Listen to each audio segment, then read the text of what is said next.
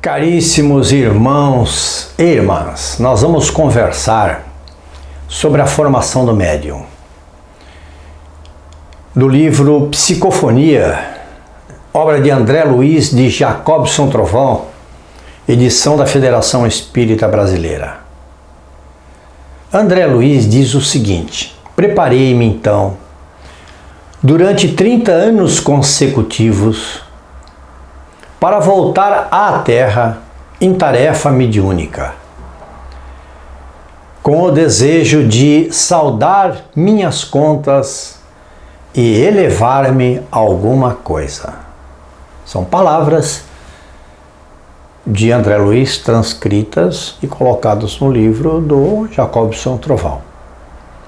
Se ele estudou 30 anos do outro lado, nós entendemos que nas casas, nas universidades mediúnicas, que já tivemos a oportunidade de travar conhecimento através de livros espirituais que são escritos, nos colocando estas universidades, não é simplesmente vir para a Terra, entrar numa casa espiritual ou qualquer casa e revelar-se médium, sem absolutamente estudar, para relembrar, para colocar a sua posição moral dentro daquilo que você quer encaixar na mediunidade.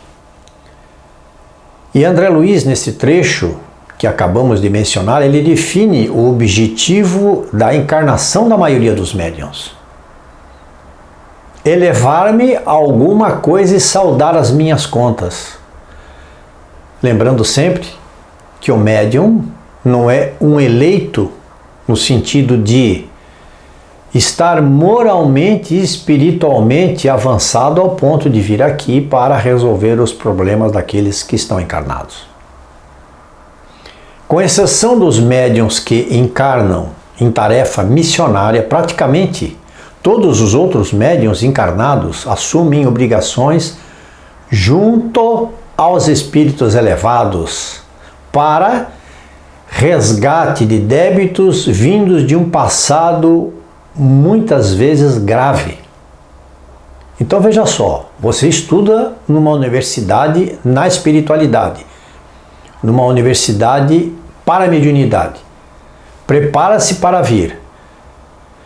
E junto aos seus instrutores espirituais, aqueles que estão colocando a sua encarnação dentro do nosso planeta, você diz que vai fazer o que você precisa fazer para saldar débitos, não é?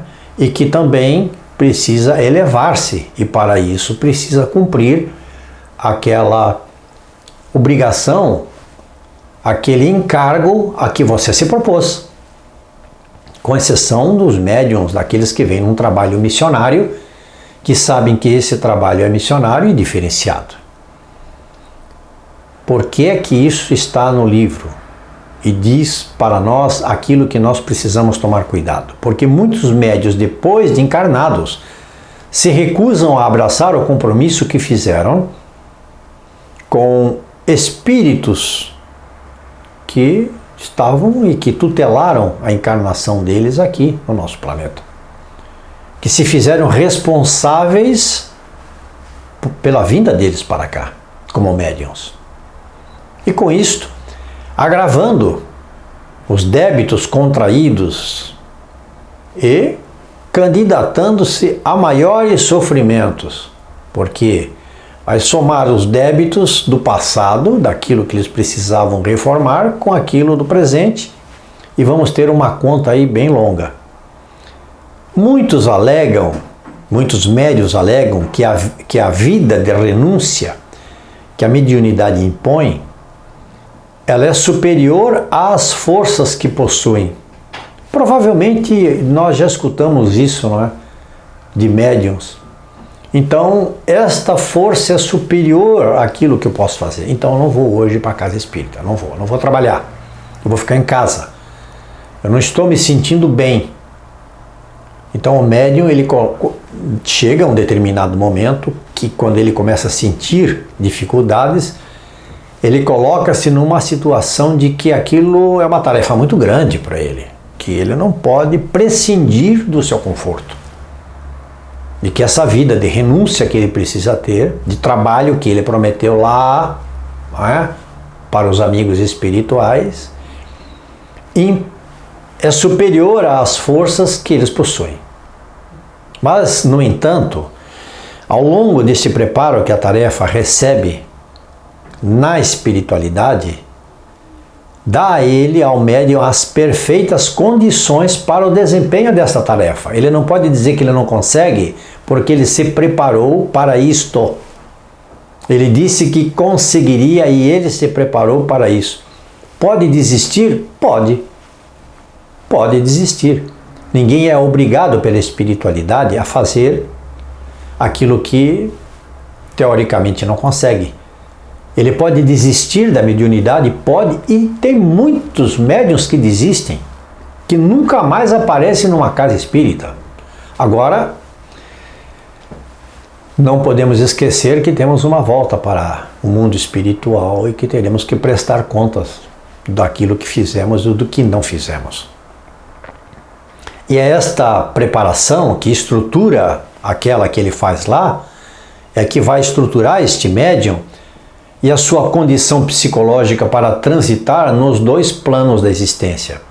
Quando ele está, vamos colocar, numa universidade mediúnica no mundo espiritual, ele vai ser preparado, como dissemos, pelos professores, pelos mentores que estão tutelando a sua vinda para esta encarnação.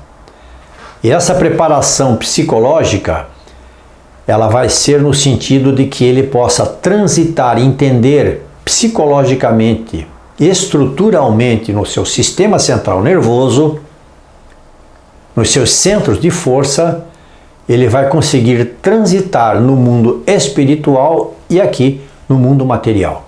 E vai fornecer para este médium um escudo para evitar esses embates fluídicos que ele terá com espíritos ditos mais revoltosos, que tentarão, claro, que fazem sempre, tentarão atingi-lo. Com isso, com este escudo, ele vai preservar a saúde física e mental desde que ele trabalhe o que ele precisa trabalhar sem desistência, não virando as costas para o que ele prometeu que iria fazer. Nos casos dos médiuns que conversamos aqui, o seu perispírito, por ser o ponto de contato, queremos relembrar que uma comunicação espiritual, ela sempre se dará de perispírito para perispírito. O perispírito do ser desencarnado vai passar a sua comunicação através da pineal, das suas antenas receptoras, daquelas que essas antenas receptoras estão na pineal. O seu perispírito então passará através do perispírito do médium as suas necessidades de mensagem ou qualquer outro tipo de comunicação espiritual desta maneira. E esses médiuns que foram preparados na espiritualidade, eles foram preparados para ter um contato do córtex cerebral, visão, audição, sistema límbico, não é? Adaptados para a tarefa a qual irão realizar.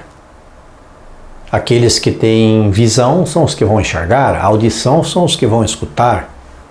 Córtex cerebral é aquele que vai receber, não é? Através do córtex cerebral, as mensagens espirituais. Então, estar dotado de mente mediúnica, o que é? É possuir um crédito espiritual da mais alta relevância.